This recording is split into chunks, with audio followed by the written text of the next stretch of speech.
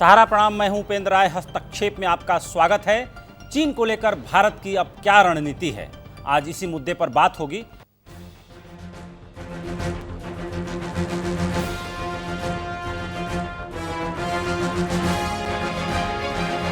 चालबाज चीन को साजिश का जवाब तो मिल गया, लेकिन अब तिलमिलाए चीन का क्या रुख है और भारत की चीन को सबक सिखाने के लिए क्या रणनीति है।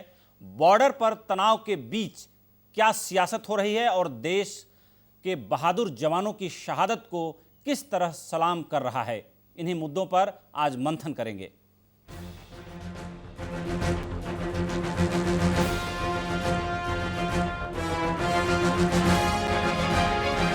लद्दाख की गलवान घाटी में वास्तविक नियंत्रण रेखा पर चीनी सैनिकों के साथ 15 जून को हुई हिंसक झड़प में भारतीय सेना ने अपने 20 जांबाज जवानों को खो दिया था। ये 20 शहीद देश के अलग अलग राज्यों के थे। सबसे ज़्यादा 5 जवान बिहार के रहने वाले थे। अब शहीद जवानों का पार्थिव शरीर उनके घर पहुंच रहा है, जहां पर उन्हें नम आंखों से विदाई भी दी जा रही है। देश के अलग अलग हिस्सों में लोग अपने वीर सपूतों की शहादत को सलाम कर रहे हैं। प्रधानमंत्री मोदी ने देश को भरोसा दिलाते हुए कहा कि इन जवानों का बलिदान व्यर्थ जाने नहीं दिया जाएगा। आप तस्वीरों में देख सकते हैं तेलंगाना में किस तरह शहीद कर्नल संतोष बाबू को नम आंखों से अंतिम विदाई दी गई। छत्तीसगढ़ में कांकेर के गणेश कुंजाम भी शहीद हुए हैं। बिहार के शहीद सुनील कुमार को भी अंतिम विदाई दी गई। इसी तरह पंजाब के गुरदासपुर के सतनाम सिंह शहीद हुए हैं। सहारा न्यूज़ नेटवर्क भी सभी शहीद जवानों को सलाम करता है, उनके बलिदान को नमन करता है।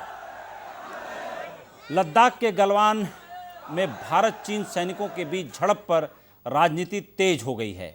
राहुल गांधी पर पलटवार करते हुए बीजेपी के प्रवक्ता संबित पात्रा ने कहा है कि आप अगर पढ़े लिखे नहीं हैं तो लॉकडाउन के दौरान घर में बैठकर कुछ किताबें पढ़नी चाहिए थी और समझना चाहिए था कि भारत और चीन के बीच किस एरिया में नो आर्म्स एग्रीमेंट है। इससे पहले राहुल गांधी ने कहा था कि सीमा पर हमारे सैनिकों को निहत्थे क्यों भेजा गया था। सुनते हैं दोनों के अलग अलग बयान। चीन ने हिंदुस्तान के शस्त्रहीन सैनिकों की हत्या करके एक बहुत बड़ा अपराध किया है। मैं पूछना चाहता हूं, इन वीरों को बिना हथियार खतरे की ओर किसने भेजा और क्यों भेजा? कौन जिम्मेदार है? धन्यवाद। हमें विश्वास है, पूर्णतः विश्वास है कि जिस प्रकार प्रधानमंत्री जी ने पूरे हिंदुस्तान को आश्वासित किया है कि भारत की अखंडता, भारत की एकता के लिए कुछ भी करना पड़े वो हिंदुस्तान करेगा। हम दुखी भी हैं, गुस्से में भी हैं। गुस्से में इसलिए है क्योंकि भारत में जिस प्रकार की राजनीति आज राहुल गांधी करने की कोशिश कर रहे हैं वो अपने आप में ना केवल चिंताजनक है, वो अपने आप में कांग्रेस की राजनीति को और कांग्रेस के विचारधारा को दर्शाती है। राहुल गांधी जी, आप न केवल अपरिपक्व तरीके से व्यवहार कर रहे हैं, आप गैर जिम्मेदाराना तरीके से भी व्यवहार कर रहे हैं। पूर्वी लद्दाख में चीनी सैनिकों के सामने भारतीय सैनिकों को निहत्थे भेजे जाने को लेकर कांग्रेस नेता राहुल गांधी के सवाल पर विदेश मंत्री ने प्रतिक्रिया दी है। उन्होंने राहुल के इस बयान पर सैनिकों को निहत्थे भेजे जाने की बात को सिरे से खारिज करते हुए कहा कि सैनिक पोस्ट छोड़ते ही हथियारों से लैस हो जाते हैं। गलवान घाटी में भी एक भी भारतीय सैनिक निहत्था नहीं था। हर सैनिक के पास हथियार थे, लेकिन समझौतों के मुताबिक वहाँ हथियारों का इस्तेमाल नहीं किया जाना था और नहीं किया गया। विदेश मंत्री ने अपने ट्वीट में कहा कि हमें तथ्यों को ठीक से समझ लेना चाहिए। दोनों देशों के सैनिकों के बीच गतिरोध के वक्त हथियारों का इस्तेमाल नहीं करने की लंबी परंपरा 1996 और 2005 में हुए समझौतों के तहत रही है। आज इसी मुद्दे पर हम आज अपनी चर्चा शुरू करने जा रहे हैं। हमारे साथ भारतीय जनता पार्टी के राष्ट्रीय प्रवक्ता शहनवाज हुसैन जी जुड़े हुए हैं, आपका स्वागत है। कांग्रेस पार्टी के प्रवक्ता आलोक शर्मा जी हमारे साथ जुड़े हुए हैं, आपका भी स्वागत है। Retired major general SP Sinha ji हमारे साथ जुड़े हुए हैं और retired major general SB Asthana ji भी हमारे साथ जुड़े हुए हैं और अर्थशास्त्री प्रोफेसर अखिल स्वामी भी आज हमारे साथ जुड़े हुए हैं। आप सभी का हस्तक्षेप में स्वागत है। चर्चा की शुरुआत करते हैं, लेकिन उससे पहले ये जान लेते हैं कि जिस तरीके से चीन और भारत के बीच जो साझेदारी साल दर साल बढ़ती रही है, उसको लेकर के अब तमाम चुनौतियां भी दोनों देशों के बीच खड़ी होती हुई दिखाई दे रही हैं। जिस तरीके से लोगों की भावनाएं चीन में बने हुए सामानों को बायकॉट करने की तरफ तेज़ी से बढ़ रही हैं, दूसरी तरफ ये भी बात अब जोर पकड़ने लगी है कि जिन कंपनियों में चीनी कंपनियों का निवेश है, जो स्टार्टअप्स हैं जिनमें चीनी कंपनियों ने बड़ा निवेश किया हुआ है, जो ई कॉमर्स कंपनियां हैं जिनमें चीन ने बड़ा निवेश किया हुआ है, क्या आगे आने वाले समय में उन कंपनियों का भी बायकॉट होगा या उन कंपनियों को निवेश वापस करने के लिए कहा जाएगा? हालांकि प्रैक्टिकली ये पॉसिबल नहीं है, क्योंकि कोई भी निवेश जो है लॉन्ग टर्म प्लानिंग के तहत किया जाता है और जाहिर सी बात है कि अगर चीन और भारत के बीच ये खाई बढ़ती है तो कहीं ना कहीं दोनों के बीच के जो आर्थिक रिश्ते हैं वो सबसे ज़्यादा प्रभावित होते हुए दिखाई दे रहे हैं। तो चर्चा को हम आगे बढ़ा रहे हैं, सीधे चलते हैं सबसे पहले शहनवाज हुसैन जी के पास। शहनवाज जी, हालांकि विदेश मंत्री ने ये स्पष्ट किया है कि जो अग्रीमेंट था उसके हिसाब से हथियार के इस्तेमाल की छूट नहीं थी, लेकिन जो हमारे सैनिक थे वो हथियार बंद तो थे, लेकिन कुल मिलाकर के जो दिखाई दे रहा है कि चीन के सामने भारत उतनी मजबूती से कभी भी रिएक्ट नहीं कर पाया। इसका एक लंबा चौड़ा इतिहास रहा है। ऐसे में जब हम नए भारत की बात करते हैं कि ये नया भारत है, घर में घुस के मारता है, तो क्या चीन पर भी ये चरितार्थ होने वाला है? चरितार्थ हो गया है। मैं अपने उन शहीदों को नमन करता हूं, उनकी शहादत को सलाम करता हूं, जिन्होंने चीन को उसी की भाषा में जवाब दे दिया। उन्होंने उसको मारते मारते शहादत का जाम पी दिया।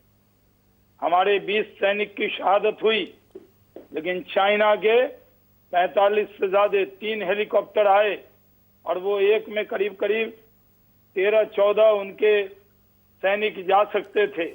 इसलिए 3 हेलीकॉप्टर आकर वो अपने जो उनके सैनिक मारे गए थे उनको ले गए।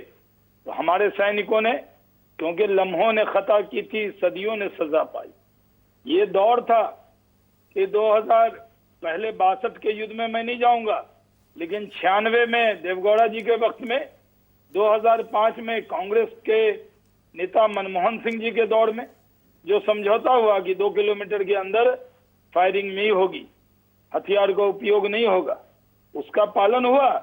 लेकिन वो पालन करते हुए जब उन्होंने हिमाकत की तो हमारे सैनिकों ने उनको उसी की भाषा में जवाब दिया है। चाइना दर्द से कड़ा रहा है।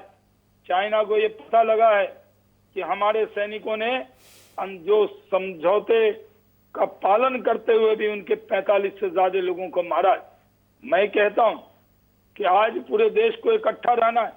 कि राहुल गांधी जी रोज एक वीडियो बना लेते हैं, कहते हैं पहले दिन जब ये हमला हुआ तब ऐसा व्यवहार हो रहा था जैसे अपने देश के नेता अपनी देश की सेना और सरकार से प्रश्न पूछ रहे हैं। क्यों पूछा? अपने सेना पर भरोसा रखिए। 62 के में जरूर नेहरू जी के वक्त में हार हुई, लेकिन 67 में नथुला में बहुत बढ़िया मुकाबला हुआ और डोकलाम में हमने चाइनीज जो सैनिक है उनको खदेड़ने का काम किया। और यहाँ पर भी सेना के बहादुरी को सलाम करना चाहिए। लेकिन क्या कह रहे हैं? पहले दिन राहुल गांधी जी ने कहा कहाँ छुपे हुए हैं, क्यों डरे हुए मोदी जी, बाहर आइए, हम आपके साथ हैं। शहनवाज जी, नरेंद्र मोदी, शहनवाज जी, एक बड़ा नेचुरल सा सवाल निकल के आ रहा है, दर्शक भी इसको जरूर जानना चाहेंगे कि पहली बार चीन ने गलवान घाटी को अपना बताया है और आज चीन के विदेश मंत्रालय के प्रवक्ता ने ये कहा है कि हमें हमारी ताकत को, हमारी शक्ति को अंडर एस्टिमेट करने की भूल ना करे भारत। ऐसे में देश की जनता ये जानना चाहती है कि हमारी सेना चीन के हिस्से में खड़ी है या चीन की सेना हमारे हिस्से में खड़ी है? देखिए, उनके विदेश मंत्री जो आज चीखे हैं जी, दर्द बयान किया, हमें कमजोर न समझे। आप समझ रहे हैं? इसका मतलब दर्द में हमने दिया और दवा भी दिया उनको। हमारे सैनिकों ने उनकी चीख निकाल दी है, इसलिए उनके विदेश मंत्री चीख रहे हैं। चाइनीज विदेश मंत्री क्या कह रहे हैं, बात ये नहीं है। मेरा कांग्रेस से कहना है, अपनी देश की सेना पर, अपने देश के विदेश मंत्री पर, अपने देश के प्रधानमंत्री पर यकीन कीजिए।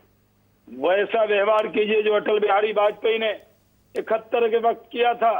ऐसा व्यवहार कीजिए जो 62 और 67 के वक्त में विपक्ष में रहते हुए अटल बिहारी वाजपेयी जी ने किया था। जब दल व्यक्ति से बड़ा दल होता है, दल से बड़ा देश होता है। कोरोना के कंधे पर आप राजनीति कर रहे थे। चाइना और इंडिया के तनाव पर कांग्रेस को राजनीति की इजाजत न देश के फौजी देंगे, चाहे वो रिटायर हो, और न देश के 135 करोड़ लोग देंगे। अभी सवाल है चाइना से, आप बीजेपी से लड़ रहे हैं। चाइना चुनौती दे रहा हमारे सैनिक को, हमारी सरकार को, और आप अपनी सरकार के विदेश मंत्री को बोलना पड़ रहा है। आपके बयान के बाद आपको जवाब देना पड़ रहा है। हमारे सैनिक हथियार के साथ थे और हथियार के साथ होते हुए हथियार नहीं चलाया, लेकिन जिस भाषा में चाइना ने सवाल उठाया उसी भाषा में जवाब दिया। जहां तक सवाल आपने पूछा उपेंद्र जी, ये बात एकदम जान के रखिए, भारत की सेना और भारत की सरकार पूरी तरह चाइना को जवाब देने में सक्षम है। इसमें किसी को कोई शक नहीं होना चाहिए। और ये झड़प क्यों हुई? क्योंकि रात के अंधेरे में वो आए थे हमारी सरजमी पर, टेंट गाड़ दिया और कमांडर वहां पूरे सैनिक के साथ जब गए तब ये झड़प हुई। उनका तंबू उखाड़ा, चाहे 20 लोगों की शहादत हो गई, लेकिन 1 इंच जमीन उनको बैठने नहीं दिया, उनको उखाड़ फेंका। शहनवाज जी, इतने लोगों की जान गई। शहनवाज जी, आपने बहुत भावपूर्ण आप जवाब दे रहे हैं, लेकिन एक सवाल बड़ा नेचुरल सा ये भी बनता है कि अगर चीन ने भारतीय जमीन को कब्जा नहीं किया है तो आखिर बातचीत का आधार क्या है? बातचीत किस चीज को लेके हो रही है फिर? देखिए, भारत और चाइना की जो सीमा है, लाइन ऑफ एक्चुअल कंट्रोल है जरूर। अभी तक चाइना जानबूझ के दगाबाजी करता रहा है। अभी तक जैसे हमारे और बांग्लादेश, पाकिस्तान या अन्य देशों से हमारी जो सीमा है करीब करीब तय है, लेकिन चाइना से अभी वो कई लैंड को डिस्प्यूटेड कर देता है। अभी जो उसने कह दिया कि वो वैली हमारा है, ये गलत कहा है। वो पूरी तरह हम अपनी स्थिति में हैं, और जहां जहां उसने हरकत की उसका जवाब ही तो हमारी सेना दे रही है। वहां पे आपके पास तो जनरल एसपी सिन्हा जैसे और एक फौजी साहब और बैठे हैं, बड़े बड़े लोग बैठे, आपको इसको और विस्तार से वो बताएंगे। बिल्कुल। मैं तो एक बात कहता हूँ राजनीतिक होने के नाते, बिल्कुल, कि किसी मुद्दे पर राजनीति कीजिए, जब देश का मुद्दा है चाइना इंडिया का, तब आप अपनी सरकार को क्रिटिसाइज मत कीजिए। जो बात कहनी है सब दलीय बैठक में कीजिए। माननीय सोनिया जी फोन उठाएं, बात करें प्रधानमंत्री जी से, लाइन पे आएंगे, रक्षा मंत्री जी से बात करें। जब पहले भी ये विषय उठता था, हम लोग उठाते थे, प्रधानमंत्री मनमोहन सिंह जी से कई बार बीजेपी ने बात की, लेकिन ये क्या बात है, आपको राजनीति का मौका ही मिल जाता है हर विषय पर। पूरा देश आज गमगीन है, हमारे 20 लोगों ने जान दे दी और आप सियासत में लगे होंगे साहब। शहनवाज जी, सीधे चलते हैं आलोक शर्मा जी के पास। आलोक जी, शहनवाज जी ने बहुत ही आज जवाब दूसरे स्टाइल में दिया है, जैसा कि वो रोज जवाब नहीं देते हैं। मैंने उनसे तीन सवाल मैंने उनसे पूछे, तीनों सवालों पर शहनवाज जी ने विपक्ष की भूमिका को लेकर के सवाल खड़े किए हैं और ये कहा है कि विपक्ष को अगर वास्तविक स्थिति जानना है तो उनको फ़ोन उठा के प्रधानमंत्री से, रक्षा मंत्री से बात करनी चाहिए, न कि राजनीति करने के लिए, माइलेज लेने के लिए बाहर आना चाहिए। कितना दुर्भाग्य है, 20 जवानों की शहादत के बाद भी अभी विपक्ष को ही कोस रहे हैं। विपक्ष को ही फोन उठाकर पूछना चाहिए। देश के रक्षा मंत्री को तो गुफा में घुस जाना चाहिए। देश के रक्षा मंत्री को तो आज 4 दिन के बाद भी एक प्रेस कॉन्फ्रेंस नहीं करनी चाहिए। देश के रक्षा मंत्री जो बार बार 2013 और 14 में बड़ी बड़ी बातें करते थे और जो बीजेपी के प्रधानमंत्री एक के बदले 10 सर की बात करते थे, उनको तो कोई बयान नहीं देना चाहिए। आज भी कांग्रेस को ही फोन उठाकर बात करनी चाहिए। संबित पात्रा कहते हैं कि वहां पर अनआर्म्ड गए थे क्योंकि संधि है, और मिनिस्ट्री ऑफ एक्सटर्नल अफेयर्स कहती है कि आर्म्स तो थे लेकिन संधि की वजह से चलाए नहीं उन्होंने। आप पहले विरोधाभास यहीं पर अपना दूर कर लीजिए। जो संधि थी वो संधि पीस टाइम के लिए थी, युद्ध के समय के लिए नहीं थी। और अगर तंबू नहीं गड़े थे हमारे क्षेत्र पर गलवान घाटी में, वहां पर कब्जा नहीं हुआ था, तो तंबू उखाड़ने हमारे फौज के लोग क्यों गए थे? पूरा कंप्लीटली इंटेलिजेंस फेलियर रहा है। और आज भी बीजेपी जिस बेशर्मी के साथ कांग्रेस को कोस रही है पूरा देश देख रहा है। जिस बेशर्मी के साथ आज भी कांग्रेस से ही सवाल पूछे जा रहे हैं, आप ये नहीं बता रहे हैं कि किसने आदेश दिया, क्या उनके पास आर्म्स थे कि नहीं। प्रधानमंत्री मोदी साहब, फ्रांस में अगर एक अर्थक्वेक आता है 6 लोग मर जाते हैं तो 15 मिनट में ट्वीट आ जाता है। यहाँ 40 घंटे के बाद संवेदना व्यक्त कर रहे हैं। वो कह रहे हैं लड़ते हुए मरे हैं। मरे शब्द का इस्तेमाल किया, शहीद हुए हैं वो। मुझे लगता है कि जिस तरह से कारगिल में इंटेलिजेंस फेलियर हुआ उसी तरह से यहाँ पर फेलियर हुआ। तमाम मीडिया चैनल्स बता रहे हैं पिछले 1 महीने से, तब समझ नहीं आई इनको। चाइना को मौका मिला और यहाँ के हमारे कुछ मीडिया एंकर्स और तमाम मीडिया हाउसेस जो कहते रहे कि कोई कब्जा ही नहीं हुआ, कोई कब्जा ही नहीं हुआ। अगर कब्जा नहीं हुआ तो किस लिए मीटिंग की थी फिर आज से 10 दिन पहले? किस लिए मेजर जनरल लेवल की मीटिंग आज हो रही है? आलोक जी, एक सवाल मैं शहनवाज जी से ले रहा हूं। शहनवाज जी, आप हमारे देश के कुछ टीवी चैनलों को 24 से 48 घंटे के अंदर तमाम सैटेलाइट इमेज उपलब्ध हो गई। तमाम ऐसे देश और दुनिया में लोग हैं जिनकी कैपेसिटी है, जिनके प्राइवेट सैटेलाइट्स हैं, अगर आप उनसे अनुबंध करते हैं तो दुनिया के किसी कोने का जो है वीडियो आपको मुहैया करा सकते हैं। तो ऐसे में एक लंबे अरसे से अपने देश की सीमा पर इस तरह की हरकत हो रही थी, तो आपको नहीं लगता कि आलोक शर्मा जिस तरीके से आरोप लगा रहे हैं कि भाई इंटेलिजेंस फेल्योर था और कहीं ना कहीं जो इंटेलिजेंस इनपुट सेना को रियल टाइम पे मिलना चाहिए था, या एनटीआरओ जैसी सशक्त संस्था हमारे पास है जो देश के चप्पे चप्पे पे नज़र रखती है, और जाहिर सी बात है कि सुप्रीम कोर्ट, हाई कोर्ट जब कोई नोटिस इशू करता है और किसी मामले में जवाब मांगता है तो एनटीआरओ उनको जो है सैटेलाइट इमेज तुरंत मुहैया कराती है। और सुप्रीम कोर्ट के आदेश पर एक बहुत बड़ा जजमेंट है जिसमें क्या बोलते हैं कि बेल्लारी ब्रदर्स ने जो जंगल में तमाम माइनिंग की थी उस पूरे एरिया की सैटेलाइट इमेज देख करके सुप्रीम कोर्ट ने एक बड़ा डिसीजन दिया था। तो जाहिर सी बात है जब कोर्टों के आदेश पर चीज़ें मिल जाती हैं, एनटीआरओ उन्हें मुहैया कराता है, तो सेना के लिए तो पल पल मिनट मिनट का इनपुट तेज़ी से मिलना चाहिए था। कहीं आपको नहीं लगता कि इस बीच में कहीं कोई इंटेलिजेंस फेलियर हुआ है, कम्युनिकेशन गैप हुआ है, जिससे ये चीज़ें बढ़ते बढ़ते यहाँ तक आ पहुँची हैं? देखिए, सीमा पर जितना तनाव था वो तनाव उस वक्त भी था। उस दिन ये शाम की घटना, जब वो तंबू लेकर इधर आ गए तो हमारे सैनिकों ने उनके तंबू उखाड़े और उसमें ये झड़प हुए और उसके बाद वो शहादत हुई। पहले तो आलोक जी को एक जवाब मैं दे दूं कि मुझे आप बीजेपी का प्रवक्ता कह सकते हैं जी। प्रधानमंत्री भारत के प्रधानमंत्री हैं। जरा एक चीज करेक्ट कर लीजिए, आप के चाइनीज आपके नहीं हैं, मोदी जी आपके हैं, इसलिए वो आपके भी प्रधानमंत्री। आलोक जी, फेलियर हुआ कि नहीं आप हुआ? अपने अगर वहां पर प्रधानमंत्री संबित पात्रा कहते हैं कि वो बीजेपी के साथ नहीं थे, बीजेपी के तो एमईए प्रधानमंत्री मिनिस्टर जो मिनिस्ट्री ऑफ एक्सटर्नल अफेयर्स वो झूठ बोल रहे हैं क्या? इनका उत्तर दीजिए ना, इधर उधर मत भटकाइए डिबेट को। नहीं, मैं भटका नहीं रहा, मैं तो पॉइंट अगर निहत्थे गए थे तो बैकअप फोर्स कहाँ थी? किसके आदेश से गए थे? अब मैं बोल लेता हूँ, आप फिर आलोक जी, मौका दे दीजिए। आलोक जी, आपके सवाल को मैं दोबारा दोहरा देता हूं। शहनवाज जी वो ये कह रहे हैं कि अगर विदेश मंत्री कह रहे हैं कि नहीं हथियार के साथ गए थे, संधि थी इसलिए हथियार नहीं यूज किया, इस्तेमाल किया, वहीं संबित पात्रा ने कहा था कि हथियार के साथ नहीं गए थे संधि के कारण। हथियार हाथ में है फौज के और फौज के फौजी मर रहे हैं और वो हथियारों का इस्तेमाल नहीं कर रहे। बीजेपी किसको बेवकूफ बना रही है? जब विदेश मंत्री जी ने जो कहा उसको संबित पात्रा भी वही कहना चाह रहे थे। नहीं, बिल्कुल अलग हथियार फौजी क्या होता है? पात्रा ने कहा हथियार तो नहीं दो थे। बड़े फौजी बैठे हैं आपके पास, हथियार थे लेकिन फौजी चलाए बिना नहीं। हथियार के थोड़ी होता है, फौज के बाद हथियार पहले होता है। तय कर लीजिए आप लोग आलोक सरकार में जी, कि हुआ क्या है कांग्रेस के वास्तव में। नेताओं को इतना भी नहीं पता। अब हथियार उस एरिया में, उस एरिया के अंदर उनके पास फौजियों के पास फायरिंग हथियार नहीं थे होगी कि 2 नहीं, आप इस किलोमीटर बात के का अंदर। जवाब ये दीजिए एग्रीमेंट चैनल करके पर। रखा आपने, गलती आपने की, खता आपने की, फिर सवाल भी आप ही पूछ रहे हैं। पहुंच जाएंगे। एक बार तो आलोक जी सुन लीजिए ना, स्काइप पे आपकी आवाज नहीं आ रही है वो बात। शहनवाज जी, आलोक जी, हम जवाब सेना के बहुत वरिष्ठ और जिम्मेदार अधिकारी जो सेना में काम कर चुके हैं बैठे हुए हमारे साथ, लेकिन हम उनकी तरफ जाने से पहले एक रिपोर्ट अपने दर्शकों को दिखाना चाहते हैं।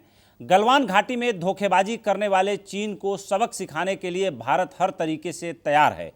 लाइन ऑफ एक्चुअल कंट्रोल पर अतिरिक्त जवानों की तैनाती से लेकर आसमान और समुद्र में भी पहरा कड़ा कर दिया गया है। चीन के चालबाज चरित्र को समझते हुए भारत की फौज हर तरफ चौकन्ना है। देखते हैं एक रिपोर्ट।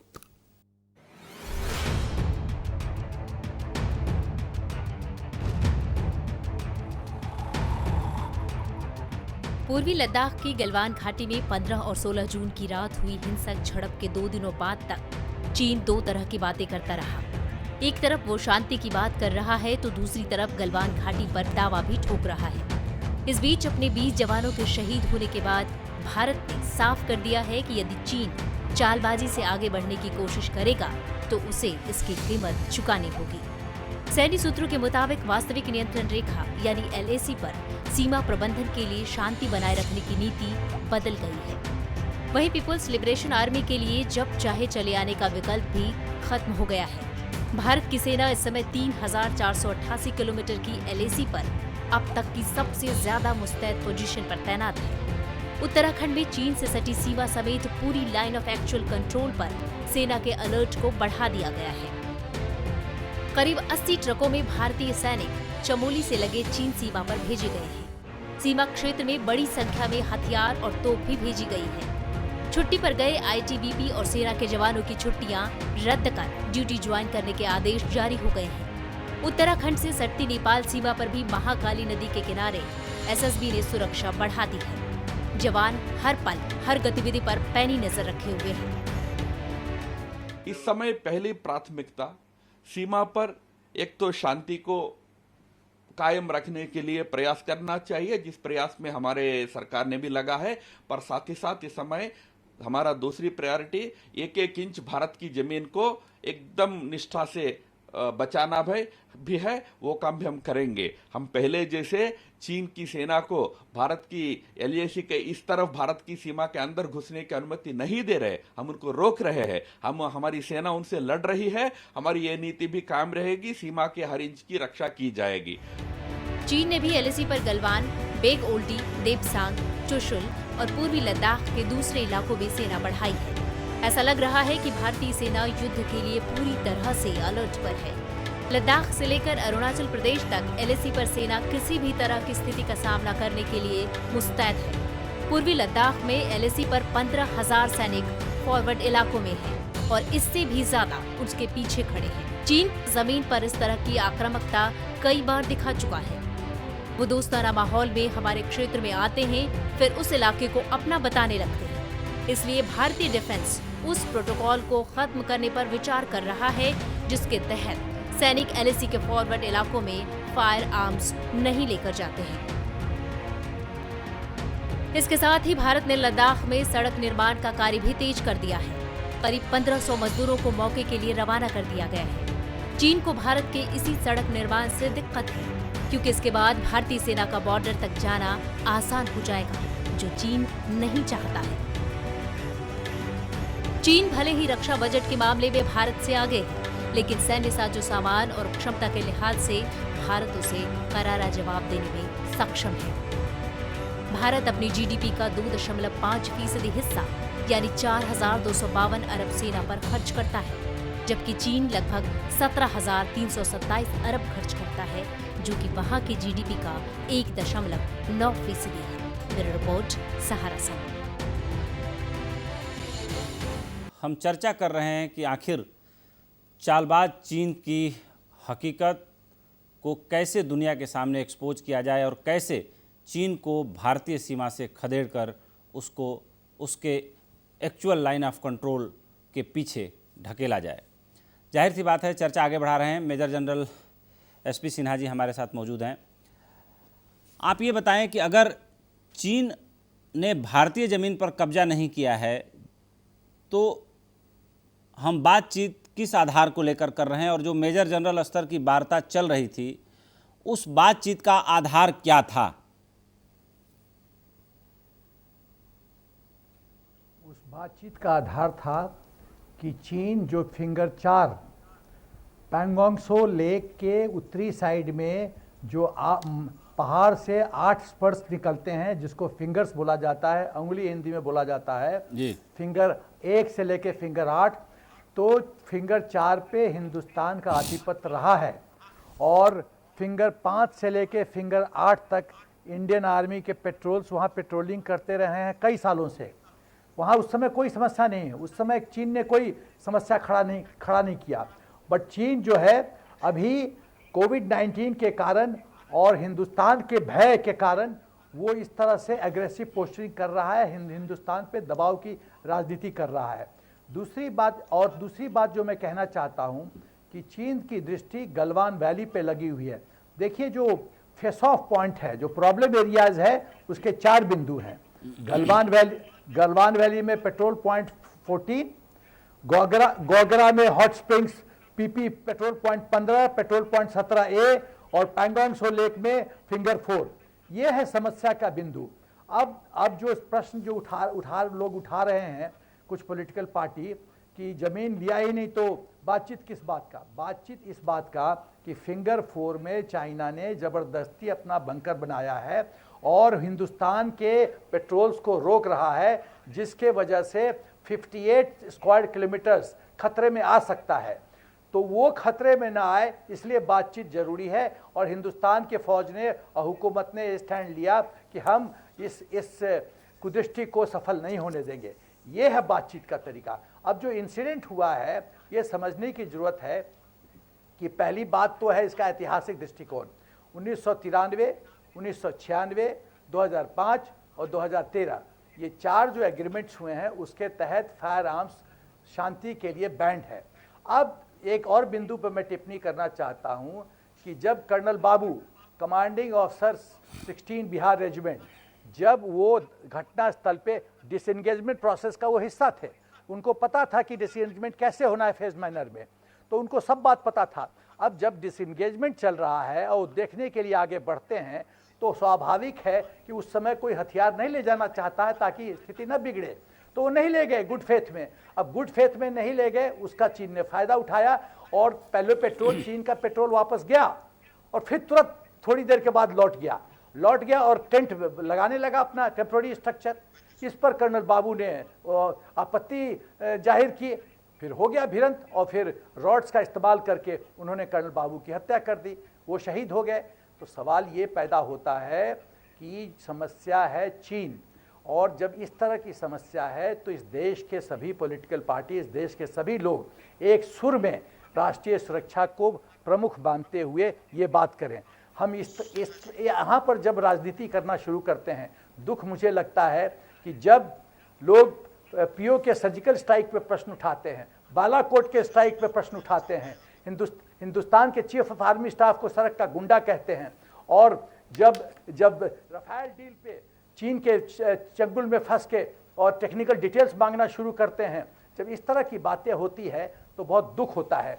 और ये आपकी अनुमति हो तो मैं आईना दिखाना चाहूँगा कांग्रेस पार्टी को कि उन्होंने भूतकाल में क्या क्या किया है। आप कहिए तो अभी शुरू करूँ? मौका दीजिएगा, अदरवाइज मैं डिबेट छोड़ दूंगा। नहीं, बिल्कुल आपको मौका मिलेगा, बिल्कुल।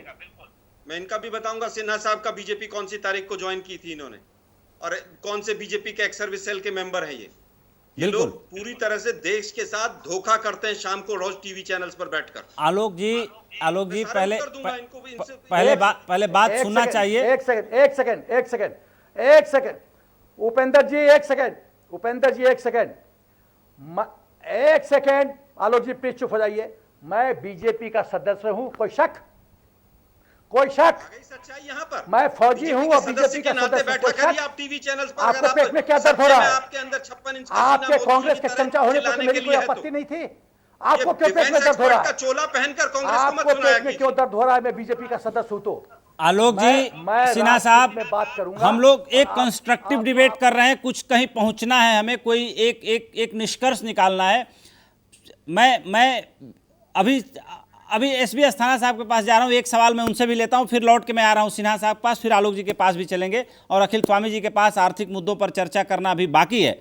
अस्थाना साहब, आप ये बताएं कि 20 जवान हमारे शहीद हुए, खबर ऐसी आ रही है कि 40 जवानों को मार करके हमने बदला ले लिया है, लेकिन बदला अभी बाकी है। चीन को वापस कैसे खदेड़ा जाए, और ऐसी स्थिति जब क्रिएट हो जाती है तो आर्मी के लिहाज से कैसे रिएक्ट करना चाहिए? देखिए, मैं 2-3 चीजें पहले क्लैरिफाई करना चाहूंगा, क्योंकि अभी मुझे लग रहा है कि डिबेट आपकी पॉलिटिक्स की तरफ ज्यादा जा रही है और नहीं, की तरफ आप उसे आर्मी की तरफ ले आइए सर।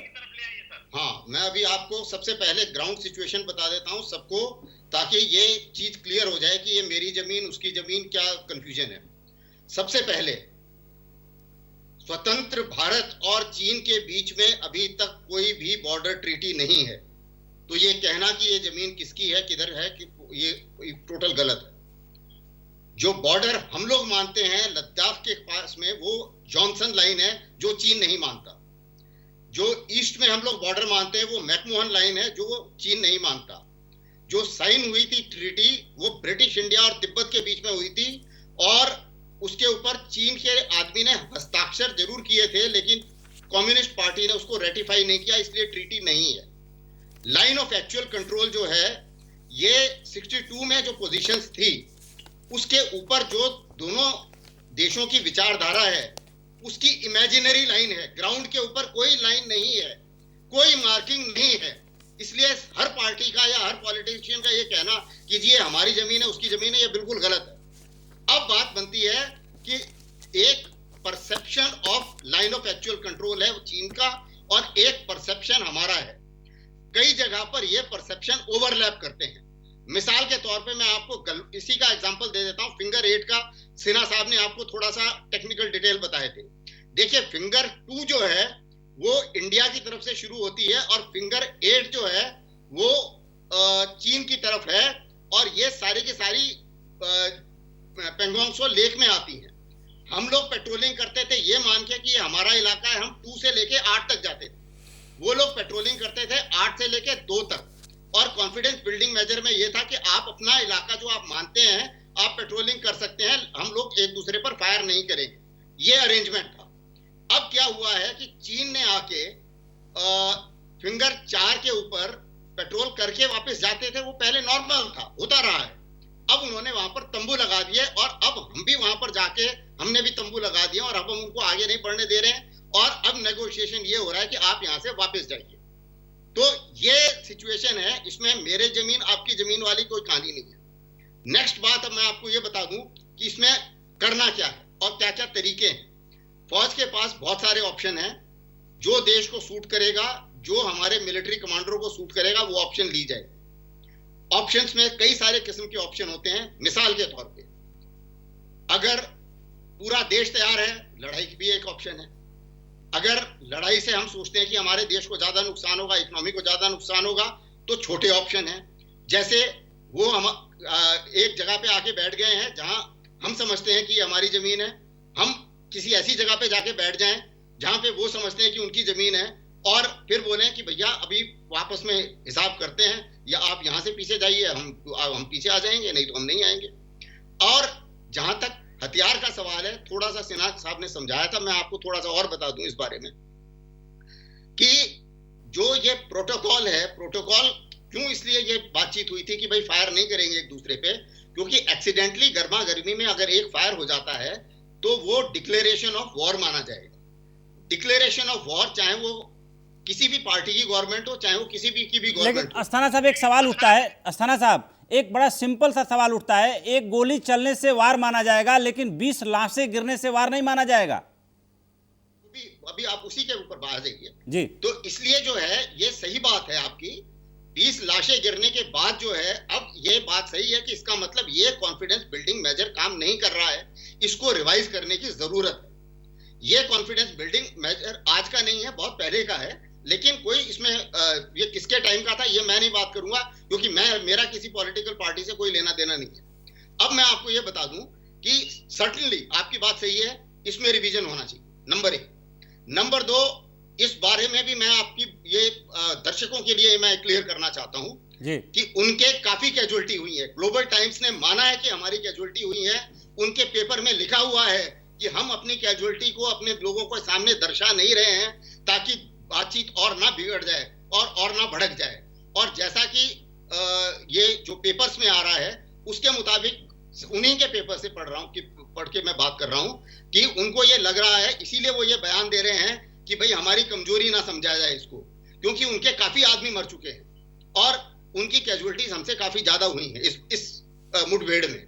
हालांकि गलत काम उन्होंने किया, जो प्रोटोकॉल था उसके मुताबिक जिस हिसाब से उन्होंने डंडे लेके आ गए, डंडे में नेल फंसा दिया, उससे हिसाब से मारपीट करी, ये गलत काम है जो किसी भी हालत में कोई रिस्पॉन्सिबल प्रोफेशनल फौज नहीं करती। अब आगे बात इसकी, आपने मेरे से सवाल पूछ रहे थे, अभी आप सवाल पूछिए, मैं बताता हूँ आपको। एक सवाल पूछ रहे थे मेरे से। मैं सवाल ये पूछ रहा था कि जब कोई अंडरस्टैंडिंग है और उसमें अगर फायरिंग हो जाए तो उसे डिक्लेरेशन ऑफ वार माना जाएगा, लेकिन ऐसी सिचुएशन में ये भी तो अंडरस्टैंडिंग होनी चाहिए कि अगर एक पक्ष दूसरे पक्ष को पहले वार करके मार के लोगों की लाशें गिरा देता है तो ऐसे में क्या माना जाएगा?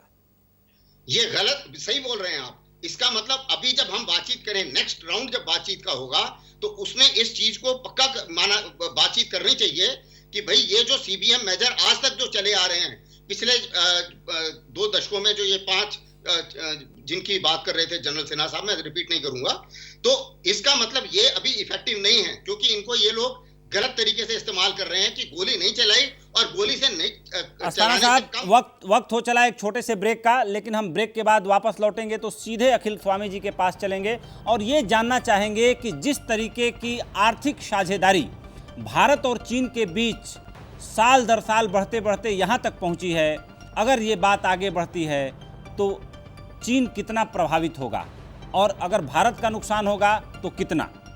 वक्त है ब्रेक का, तुरंत वापस लौटेंगे।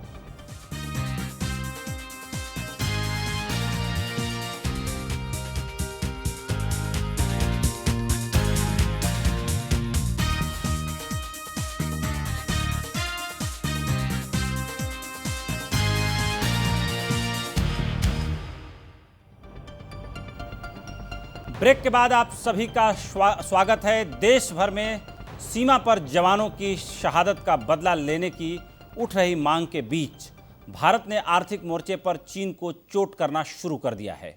सरकारी टेलीकॉम कंपनियों को मेड इन चाइना के सामान का उपयोग करने के लिए रोकने को कहा गया है।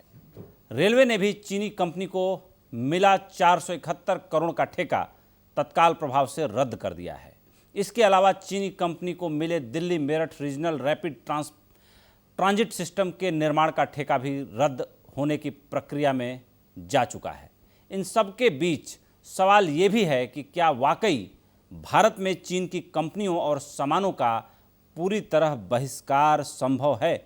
देखते हैं एक रिपोर्ट। एक और बॉर्डर पर चीन की गुस्ताखी का सेना ने मुंहतोड़ जवाब दिया तो अब आर्थिक मोर्चे पर भी चीन को उसकी हरकतों की सजा देने की शुरुआत हो गई है। भारत सरकार ने टेलीकॉम कंपनी BSNL और MTNL से किसी भी चीनी कंपनी के इक्विपमेंट्स का इस्तेमाल नहीं करने को कहा है। साथ ही दोनों कंपनियों को टेंडर में बदलाव करने के लिए भी कहा गया है। इस आदेश का चीनी कंपनी हुआई और ZTE के भारत में कारोबार पर गहरा असर पड़ेगा। देश के 5G डिप्लॉयमेंट से ये दोनों कंपनियां प्रतिबंधित कर दी गई हैं। भारतीय टेलीकॉम इक्विपमेंट का एनुअल मार्केट 12,000 करोड़ रुपए है। इसमें से 1/4 पर चीन का कब्जा है। बाकी में स्वीडन की एरिक्सन, फिनलैंड की नोकिया और साउथ कोरिया की सैमसंग जैसी कंपनियां शामिल हैं। हुआई पर लंबे समय से चीन की पीपल्स लिबरेशन आर्मी के इशारे पर काम करने का शक रहा है। It is simply not a standalone effort by the Indian Armed Forces. It has to be an effort by the people of India, a combined effort, which is why I think it is very important that this initiative now to ban the use of Chinese goods, all forms of Chinese goods, has now caught the public consciousness and, if implemented, will cause a serious dent to the Chinese economy. उधर railway ने चीन को दिया गया 471 करोड़ का ठेका भी रद्द कर दिया है। Dedicated flight corridor corporation of India की ओर से Beijing national railway research and design institute of signal and communication group company limited को दिया गया कॉन्ट्रैक्ट काम में लेट लतीफी के कारण रद्द किया गया है। इसके अंतर्गत कानपुर से दीनदयाल उपाध्याय नगर के बीच सिग्नलिंग और टेलीकॉम से जुड़ा काम हो रहा था। इस बीच दिल्ली और मेरठ के बीच बन रहे रीजनल रैपिड ट्रांजिट सिस्टम के निर्माण के ठेके से भी चीनी कंपनी को हाथ धोना पड़ सकता है। इसके एक हिस्से के कंस्ट्रक्शन का टेंडर एक चीनी कंपनी को मिलने की खबरें थी। लेकिन सरकार ने कहा कि कॉन्ट्रैक्ट देने की प्रक्रिया अभी पूरी नहीं हुई है। ऐसे में इस बात की पूरी संभावना है कि चीनी कंपनी को अब इस टेंडर से दूर ही रखा जाएगा। इन सब के बीच सवाल ये भी है कि क्या भारत में वाकई चीन की कंपनियों और सामानों का पूरी तरह बहिष्कार संभव है? दरअसल चीन भारत के इलेक्ट्रॉनिक्स, ई-कॉमर्स, हॉस्पिटैलिटी और ई-लर्निंग जैसे सेक्टर में गहराई तक घुस चुका है। हमारे कुल विदेशी व्यापार में चीन का हिस्सा 10.1% है। इसलिए भारत के लिए अचानक इसे रोक देना संभव नहीं है। वहीं चीन के विदेश व्यापार में भारत का हिस्सा सिर्फ 2.1% है।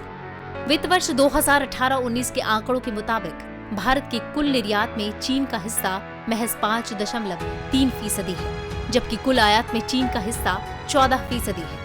यही नहीं, चीन के कुल आयात में तो भारत का हिस्सा महज 0.9% है।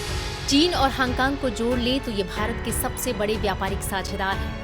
अमेरिका इसके बाद दूसरे स्थान पर आता है। 2019-20 में चीन हांगकांग से भारत का कुल व्यापार करीब 7,88,759 करोड़ रुपए का हुआ, जबकि इस दौरान अमेरिका के साथ भारत का व्यापार करीब 6,32,120 करोड़ रुपए का हुआ। ब्यूरो रिपोर्ट, सहारा समय। तो जाहिर सी बात है कि पूरी दुनिया के सामने ये आंकड़ा है, ये तथ्य है कि भारत और चीन एक दूसरे के साथ सबसे बड़े व्यापारिक पार्टनरशिप रखने वाले देश हैं। ऐसे में जब सीमा पर इतना तनाव बढ़ गया है, जब बातचीत इतनी तल्ख हो चुकी है, तो जाहिर सी बात है कि उसका असर आर्थिक फ्रंट पर भी पड़ते हुए दिखाई दे रहा है। जाहिर सी बात है कि चीन भारत की जो स्टार्टअप कंपनियां हैं उनमें सबसे बड़ा निवेशक है। अगर बात हम करें, जो डेटा मेरे सामने है, कि अगर बात हम स्नैपडील की करें तो चीन ने उसमें $500 मिलियन का निवेश किया है। अगर बिग बास्केट की बात करें तो $200 मिलियन। अगर एक्सप्रेस फ्लीज लॉजिस्टिक कंपनी है उसमें 100 मिलियन यानी $100 मिलियन। अगर जोमेटो की बात करें तो $150 मिलियन। टिकट न्यू की बात करें तो उसमें $30 मिलियन। अलीबाबा ग्रुप जो है इन सारी कंपनियों में निवेशक है। अलीबाबा ग्रुप की जो फाइनेंशियल आर्म्स है, एंट फाइनेंशियल सर्विसेज ग्रुप, इसने 197 कम्युनिकेशंस यानी पेटीएम उसकी जो पेरेंट कंपनी है उसमें करीब $857 मिलियन निवेश करके 50% हिस्सेदारी अपने पास रखे हुए है। ठीक उसी तरीके से और भी जो तमाम कंपनियां हैं उसमें हाइक है, गाना है, इबीबो है, डेली हंट जो कंटेंट एग्रीगेटर कंपनी है, मेक माई ट्रिप है। मेक माई ट्रिप में $500 मिलियन का इन्वेस्टमेंट है चाइनीज़ कंपनी का, बाइट डांस जो कंपनी है। इस तरीके से अगर देखा जाए, अगर सबको जोड़ दिया जाए तो करीब $10 बिलियन का निवेश लगभग चीन का तमाम छोटी बड़ी कंपनियों में मिलाकर सामने सामने दिखाई दे रहा है। सीधे सवाल मैं अखिल स्वामी जी से ले रहा हूं। अखिल जी, जब सीमा पर इस तरह का तनाव पैदा हो जाता है और जब उसका असर आर्थिक फ्रंट पे भी इस तरीके से दिखाई देने लगता है, तो दो इस तरह की साझेदारी रखने वाले देश, जो इस तरह की पार्टनरशिप रखने वाले देशों के सामने आर्थिक फ्रंट पर क्या विकल्प बचते हैं? और जब इस तरह का तनाव हो जाता है तो जाहिर सी बात है कि इस पूरे खेल में सबसे ज़्यादा प्रभावित कौन होगा? भारत प्रभावित होगा या चीन प्रभावित होगा? और प्रभावित होगा तो उसके परिणाम क्या होंगे? देखिए, दो तरह से मैं इसका जवाब देना चाहूँगा उपेंद्र जी। एक तो सच्चे भारतीय के रूप में जो चीन ने हमारे साथ हरकत की है, जो दुष्टता की है, उसका जवाब देना आवश्यक है और आर्थिक रूप से भी उसका जवाब देना आवश्यक है। अब अर्थशास्त्र के छात्र के रूप में मैं एक जवाब देना चाहूँगा। देखिए, पूरे विश्व में अगर पूरी अर्थव्यवस्था का अध्ययन करें तो कुछ डिमांड सेंटर्स हैं, कुछ सप्लाई सेंटर्स हैं।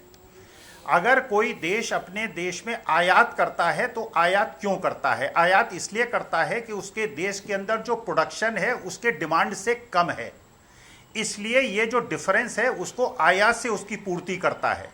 अगर कोई देश निर्यात करता है तो निर्यात इसलिए करता है कि उसका प्रोडक्शन उसकी डिमांड से ज़्यादा है। चीन ने पिछले 15-20 साल में जो अपनी स्थिति बनाई है, उसने एक मैन्युफैक्चरिंग हब की तरह अपने को डेवलप किया है। अगर आज भारत का IIP 12-13% होता, अगर आज हिंदुस्तान का GDP 10% होता, अगर आज देश में हमारी इंडस्ट्री इतनी ज़्यादा वाइब्रेंट होती कि हम प्रतिबंध लगा के अपने देश की डिमांड को अपने देश के प्रोडक्शन से पूरा कर पाते तो कोई समस्या ना होती।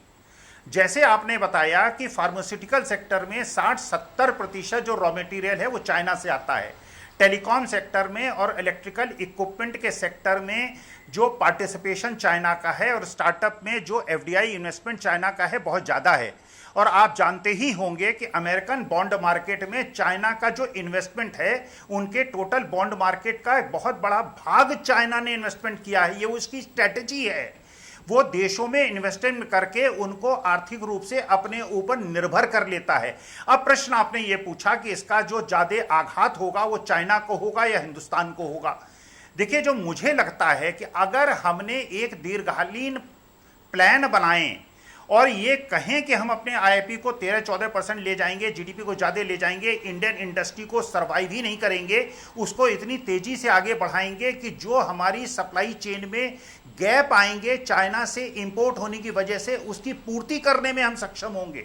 अगर आप सोचें कि हमारे यहाँ किसी चीज़ की 100 टन की डिमांड है और 60 टन का प्रोडक्शन है, तो 40 टन का जो ये गैप है, या तो इससे मूल्य वृद्धि, इन्फ्लेशन बहुत ज़्यादा हो जाएगा, या हमको दूसरे देशों से उन चीजों को आयात करना पड़ेगा जो अपनी मनमानी करेंगे। तो वास्तविकता में नुकसान चीन का भी होगा, नुकसान हिंदुस्तान का भी होगा। चलिए, आर्थिक पक्ष नुकसान का हम बहुत ज्यादा चिंता नहीं करेंगे। अगर इस दबाव में जो हमारी सीमाओं पर दबाव चीन बनाने की कोशिश कर रहा है और जो दुष्टता कर रहा है और हमारे लोगों को, हमारे सैनिकों को शहीद करने का प्रयास कर रहा है, अगर इस प्रयास से वो तनाव कम होता है, अगर वो झुकता है, अपने घुटने पे आता है, तो हमारा यह आर्थिक दबाव हम कोई भी कीमत सहन करने के लिए तैयार हैं। लेकिन अगर इसका प्रतिकूल प्रभाव पड़ता है, देखिए आर्थिक व्यवस्था आज की तारीख में कोरोना की वजह से जो हमारे सारे अंदेशे हैं कि हमारी GDP माइनस में जाने वाली है, पूरी की विश्व की GDP जो 3.2% थी वो घट के 0% पे आने वाली है, पूरे विश्व में इंटरेस्ट रेट कम। देखिए, चीन के पास इतना ज़्यादा एक्सपोर्ट रिजर्व्स हैं, जितने ज़्यादा फॉरेन एक्सचेंज रिजर्व्स हैं कि वो अपने एक्सचेंज को, अपनी करेंसी को वीकेन करके एक्सपोर्ट में दबाव बना सकता है। चीन और भारत के अंदर एक बहुत मूल अंतर है। चीन जो है निर्यातक देश है, एक्सपोर्ट ओरिएंटेड इकोनॉमी है। हिंदुस्तान जो है वो इंपोर्ट ओरिएंटेड इकोनॉमी है। चीन अपनी करेंसी को वीकेन करके अपने एक्सपोर्ट को, जो उसका नुकसान 3% का हिंदुस्तान से होगा, दूसरे देशों में अपनी करेंसी को वीकेन करके उसमें आधिपत्य जमा सकता है। लेकिन अगर हिंदुस्तान एक्सपोर्ट को बढ़ाने के लिए अपनी करेंसी को वीकेन करेगा, क्योंकि हम इंपोर्ट ओरिएंटेड इकोनॉमी है, हम पे बहुत ज़्यादा आघात होगा। मेरा केवल निवेदन ये है कि अगर भारतवर्ष की व्यवस्था को, हमारी अर्थव्यवस्था को, हमारी औद्योगिक क्षमता को बढ़ाते हुए अगर मेक इन इंडिया का हमारा प्रोग्राम सफल हो गया होता, जो हमारे वीक पॉइंट्स थे, जिनको हम चाइना से इंपोर्ट करते थे, उनके सब्स्टिट्यूशन का प्रयास हमने कर लिया होता और वो जो फिल इन द गैप्स थे उनको कर लिया होता, तो आज हम पूरी तरह से चाइना का बाइकआउट करते और चाइना घुटने के बल आ जाता। लेकिन आज चाइना को यह पता है कि जब 60-70% कंपोनेंट्स उस पर हम डिपेंडेंट हैं और हमारी सप्लाई चेन इतनी अच्छी नहीं है, आज की तारीख में अगर हम प्रोडक्शन को बढ़ाने की कोशिश करेंगे, उसमें 1.5-2 साल का टाइम लगेगा, तो हमको कुछ हद तक चीन पे डिपेंडेंट रहना पड़ेगा। अगर हम डिपेंडेंट नहीं रहेंगे तो हमको साउथ कोरिया, ताइवान जैसे देशों से आयात बढ़ाना पड़ेगा। लेकिन आयात तो हमको इसलिए बढ़ाना पड़ेगा कि जो हमारी डिमांड और जो हमारी सप्लाई के बीच का गैप है उसको तो हमें पूरा करना ही पड़ेगा। तो देखिए, प्रभाव तो दोनों देशों पे पड़ेगा। और चीन क्योंकि एक बड़ी अर्थव्यवस्था है, उसने पूरे विश्व के छोटे छोटे देशों में, छोड़िए अमेरिका जैसे देश में, अपना इतना ज्यादा इन्वेस्टमेंट किया है। भारत को अपनी प्रोडक्टिविटी बढ़ाने के लिए, अपने IPO बढ़ाने के लिए फॉरेन डायरेक्ट इन्वेस्टमेंट की बहुत ज्यादा आवश्यकता है। अखिल जी, समय काफी आगे बढ़ चुका है। भारतीय जनता पार्टी और कांग्रेस पार्टी के प्रवक्ताओं से एक छोटी छोटी प्रतिक्रिया मुझे चाहिए। आलोक जी, आप ये बताएं कि देश के जाने माने अर्थशास्त्री हैं प्रोफेसर अखिल स्वामी जी, जिस तरीके से उन्होंने बहुत ही साफ तरीके से बात रखी, क्रिस्टल क्लियर, कि अगर हमारे अंदर दम है और हम अपनी डिमांड को अपने यहाँ प्रोडक्शन से पूरा कर लें तो जाहिर सी बात हमें किसी से इंपोर्ट करने की क्या ज़रूरत। लेकिन जाहिर सी बात है कि ऐसी स्थिति में हम इस कंडीशन को रातों रात अचीव नहीं कर सकते, इस पोजीशन को अचीव नहीं कर सकते। और कल प्रधानमंत्री सर्वदलीय बैठक करने वाले हैं, कांग्रेस पार्टी का भी पार्टिसिपेशन होगा, प्रमुख विपक्षी पार्टी हैं आप। ऐसी स्थिति में आप क्या देश के सामने बताना चाहेंगे कि आर्थिक फ्रंट पर भारत को कैसे रिएक्ट करना चाहिए? देखिए, मुझे लगता है कि आर्थिक फ्रंट केवल एक यूनिलेटरल नहीं हो सकता है। हम तमाम संधियों के माध्यम से भी बंधे हुए हैं। ये जो नौटंकी हो रही है, छत से टीवी फेंक दिया और वो टीवी टूट गया और उसके फोटो में आग लगा दी, ये सब इनको मैं नौटंकियां कहता हूँ। मैं 2014 और 2019 के आंकड़ों को छोटा सा कंपेयर करना चाहता हूँ। 2014 में हर भारतीय के ऊपर लगभग 3,000 रुपए का प्रतिवर्ष चाइनीज सामान का लोड था। वो 2019 में बढ़ के 6,000 हो गया मोदी जी के शासनकाल में। Make in India, startup India, बैठअप इंडिया, लेटअप इंडिया और इकोनॉमी हो गई रेंगअप इंडिया। दूसरा आंकड़ा, स्टार्टअप जितने थे मैक्सिमम फेल हुए और $11 बिलियन पिछले 5 वर्षों में 2015 से और 19 4 वर्षों में चाइना ने यहां पर लगाया। और पेटीएम, जिसका नाम अभी आपने भी लिया, मोदी जी ने उसका प्रचार किया। पेटीएम हो, ओला हो, स्विगी हो, स्नैपडील हो, बहुत लंबी लिस्ट है। बिल्कुल। 2014 में चाइना से 5 डील हुई थी जिसके अंदर एफडीआई की बात थी और $51 मिलियन का निवेश की बात थी। और ये 2018 और 19 में बढ़ के 1500 डील हो गई। ये मेक इन इंडिया है हमारा। 1500 डील हुई और उसके बाद लगभग 60 गुना विदेशी निवेश की बात हुई। और मोदी जी 18 बार मिले और हमेशा एफडीआई की बात हुई। और इकोनॉमिक टाई अप तो छोड़ दीजिए, 2019 में तो बीजेपी ने कम्युनिस्ट पार्टी ऑफ चाइना से कैसे, एक मिनट, पार्टी के लेवल पे जनरल सेक्रेटरी अरुण सिंह जी के नेतृत्व में कि ट्रेड बास्केट को कैसे बढ़ाया जाए, इसके लिए 2019 में बीजेपी के सांसद गए थे चाइना के अंदर। एक्सपोर्ट पिछले 72 महीनों में से 68 महीने नेगेटिव है बैलेंस ऑफ पेमेंट। आज ये बात कर रहे हैं एफडीआई की और स्टैंडिंग की और खड़े होने की। मोदी साहब, आपने इकोनॉमी का भट्टा बैठा दिया। कोरोना में हमारा जो रुपया है डॉलर की तुलना में 13% गिर गया है। डिवैल्यूएशन चाइना ने अगर 2% कर दिया तो हम एक्सपोर्ट में कहीं स्टैंड नहीं कर पाएंगे। 45 साल की सबसे ज्यादा बेरोजगारी, रुपए का 57 रुपए पे छोड़ा था डॉलर की तुलना में हमने 2014 में, आज 78 रुपए पे पहुंचा दिया मोदी जी ने। मोदी जी कहते थे भाइयों बहनों मित्रों, रुपया आईसीयू में चला गया है, आज कहां वेंटिलेटर पे है क्या? आलोक जी, शहनवाज जी, आप लोग क्या समझते हैं कि ऐसे हालात में आर्थिक फ्रंट पर किस तरीके से सरकार को और भारतीय जनता पार्टी के वरिष्ठतम प्रवक्ता होने के नाते कैसे रिएक्ट करना चाहिए? और आलोक जी की बातें तो आपने सुन ही ली, डॉलर और रुपए की तुलना। आलोक जी की तो ये बातें बहुत बार सुन रहे हैं, जवाब देने लायक सवाल ही भी नहीं उठाया उन्होंने। तो आलोचना है। हम तो आज हमारे यहाँ मीडिया सेल के अमित मालवीय जी ने पूछा कि 2008 में जो आप लोग गए थे, वहां जो एमओयू साइन हुआ था वहां की सीपीसी और कांग्रेस के बीच में, उस पर भी थोड़ा बोल देते आलोक। चाइना जब डोकलाम में, जब चाइना से हमारा टेंशन था, बोल दीजिए आप। राहुल जी बिना भारत डोकलाम भी आप ही के समय पे हुआ, हमारे समय पे नहीं हुआ है। और डोकलाम के बाद 6 केंद्रीय मंत्री चाइना गए थे, किस लिए गए थे वो? आलोक जी, शहनवाज जी को सुनने दीजिए। हाँ, ये भी बता देते। बात यह है, अपने देश के एक एक इंच जमीन की रक्षा करेंगे, अपने स्वाभिमान की रक्षा करेंगे। चाइना को जिस भाषा में समझ में आएगा उस भाषा में बताएंगे। और आर्थिक लेवल पर जो अखिल स्वामी जी ने कहा है वो हमारे संज्ञान में है। लोकतंत्र में जनता चाइनीज चीजों से दूर हो रही है। और जब पब्लिक, मार्केट तो पब्लिक है, अगर पब्लिक ने तय कर लिया कि वो चाइनीज चीजों को छुएगी नहीं तो चाइना की चीजें वैसी रह जाएगी। कांग्रेस के नेताओं से भी अपील है, कुछ नहीं करेगी। समय की सीमा पूरी हो चुकी है। मैं यहीं पर अपने सभी मेहमानों को दिल की गहराइयों से धन्यवाद करता हूं। 9 बज चुके हैं और आगे बढ़ रहे हैं। कोयला खदानों की नीलामी प्रक्रिया शुरू करने के मौके पर प्रधानमंत्री नरेंद्र मोदी ने कहा है कि भारत आत्मनिर्भर बनने के मार्ग पर चल रहा है। आज जिन चीज़ों का हम आयात कर रहे हैं उन्हीं चीज़ों का भविष्य में हम निर्यात करेंगे। ये आपदा को अवसर में बदलने का वक्त है। इससे लाखों युवकों को रोजगार मिलेगा। इस सेक्टर में भी रोजगार के काफ़ी अवसर हैं और हम दुनिया के सबसे बड़े कोयला निर्यातक बन सकते हैं। सुनते हैं प्रधानमंत्री नरेंद्र मोदी क्या बोल रहे हैं। आत्मनिर्भर भारत यानी भारत इंपोर्ट पर अपनी निर्भरता कम करेगा। आत्मनिर्भर भारत यानी भारत इंपोर्ट पर खर्च होने वाली लाखों करोड़ों रुपयों की विदेशी मुद्रा बचाएगा और देश के गरीबों के कल्याण के लिए काम में लाएगा।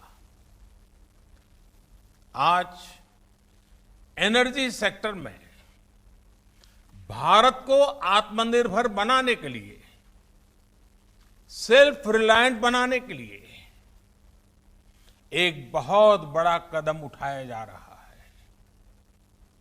ये कार्यक्रम सिर्फ कोल माइनिंग से जुड़े एक सेक्टर से जुड़े रिफॉर्म्स को जमीन पर उतारने का ही है ऐसा नहीं है, बल्कि ये 130 करोड़ एस्पिरेशंस को रियलाइज करने का कमिटमेंट है। आज हम सिर्फ कॉमर्शियल कोल माइनिंग के लिए ऑक्शन ही लॉन्च नहीं कर रहे हैं, बल्कि कोल सेक्टर को दशकों के लॉकडाउन से भी बाहर निकाल रहे हैं। ये बात मैं बहुत जिम्मेवारी के साथ आप सबके पर भरोसा होने के लिए कह रहा हूं। ये आप पर मेरा जो भरोसा है उसके लिए मैं कह रहा हूं कि आज हम जो इंपोर्ट करते हैं कल को उसी के सबसे बड़े एक्सपोर्टर बनेंगे। तो आपने सुना प्रधानमंत्री को। प्रधानमंत्री भी अर्थशास्त्र की भाषा बहुत गहराई से समझते हुए बोल रहे थे। जाहिर सी बात है कि जो चीज़ें हम आयात करते हैं वो इसलिए करते हैं कि उतना प्रोडक्शन हम नहीं कर पाते। तो हस्तक्षेप में हमें दीजिए इजाज़त। कल हम फिर हाजिर होंगे एक नए बुलेटिन के साथ। तब तक के लिए धन्यवाद। सहारा प्रणाम।